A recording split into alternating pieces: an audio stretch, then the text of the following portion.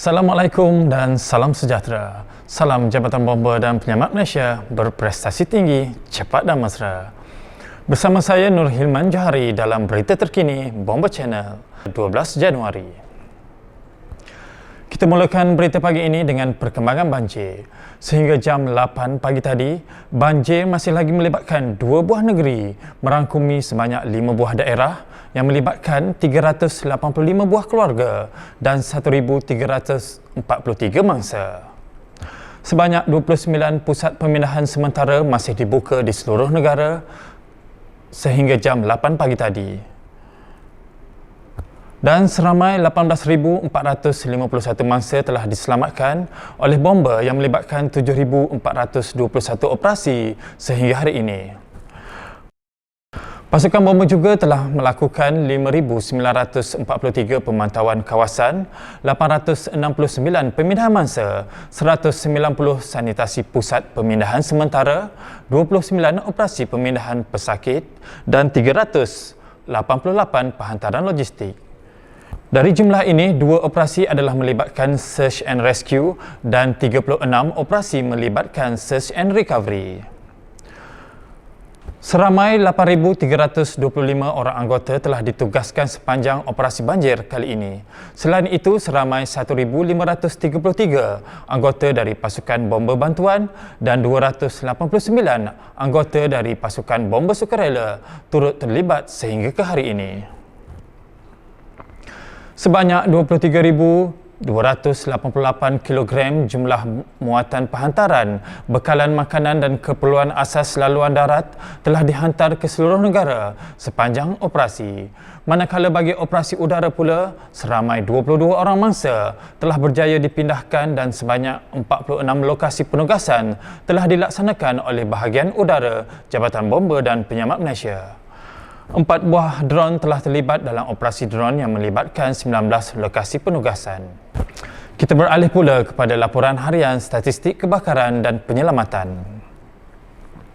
Sehingga jam 8 pagi tadi, Pusat Pengurusan Operasi Jabatan Bomba dan Penyelamat Malaysia merekodkan sebanyak 352 jumlah panggilan kecemasan.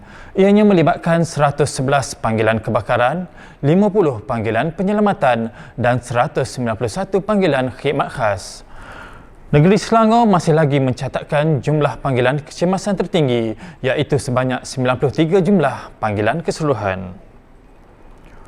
Manakala bagi statistik operasi COVID-19 pula, sehingga Selasa 11 Januari, sebanyak 88,709 operasi COVID-19 telah dilaksanakan oleh Jabatan Bomba dan Penyelamat Malaysia. Ianya melibatkan 57,554 disinfeksi bangunan, 7,692 pemindahan mangsa, 225 pemeriksaan keselamatan kebakaran stesen kuarantin, 8 operasi HADR, 2,441 operasi pengurusan jenazah, 342 bertugas di pusat pemberian vaksin dan 20,447 lain-lain tugas. Bagi operasi udara pula berkaitan COVID-19, sehingga 11 Januari, seramai 905 orang petugas vaksinasi atau saringan telah diterbangkan oleh bahagian udara. Selain itu, sebanyak 69,740 kilogram bantuan penghantaran logistik, makanan serta peralatan dan 85 lokasi penugasan yang melibatkan 446 jumlah jam penerbangan telah dilakukan oleh 5 buah pesawat. Kita ke laporan insiden. Di Pahang, seorang warga emas berusia 65 tahun maut dalam satu kemalangan jalan raya yang berlaku di Jalan Gambang Kuantan, berhampiran Daratih Muazzam Shah. Menurut Komander Operasi Pegawai Bomba Kanan 2 Muhammad Sawaruddin Sarip, sepasukan 7 orang anggota dari Balai Bomba dan Penyelamat Muazzam Shah bersama sebuah jentera FRT dan sebuah jentera EMRS telah ke tempat kejadian sebaik menerima panggilan kecemasan jam 5.55 pagi. Setibanya di tempat kejadian, didapati terdapat 2 buah kereta telah bertembung dan juga terdapat mangsa yang tersepit di dalam kenderaan berkenaan. Kerja-kerja mengeluarkan mangsa dilakukan oleh anggota menggunakan rescue tool. 5 mangsa yang cedera telah dihantar ke hospital berdekatan untuk rawatan lanjut, manakala mangsa yang meninggal dunia diserahkan kepada pihak polis. Juga kemalangan jalan raya di Pahang. Sebuah lori trailer tanpa muatan telah terbabas sebelum terbalik dalam satu kemalangan di kilometer 44 Lebuh Raya Karak menghala ke Bentong malam tadi. Seramai 11 orang anggota dari Balai Bomba dan Penyelamat Bentong bersama sebuah jentera FRT dan sebuah jentera EMRS telah bergegas ke lokasi kejadian setelah menerima panggilan kecemasan jam 9.20 malam tadi. Menurut Komandan Operasi, dalam kemalangan berkenaan, pemandu lori tersebut telah mengalami kecederaan dan diberi rawatan menggunakan telemedik oleh pasukan EMRS sebelum dibawa ke Hospital Bentong untuk menerima rawatan lanjut. Satu kebakaran telah berlaku melibatkan 2 bangunan sebuah kilang di Muar Johor malam tadi.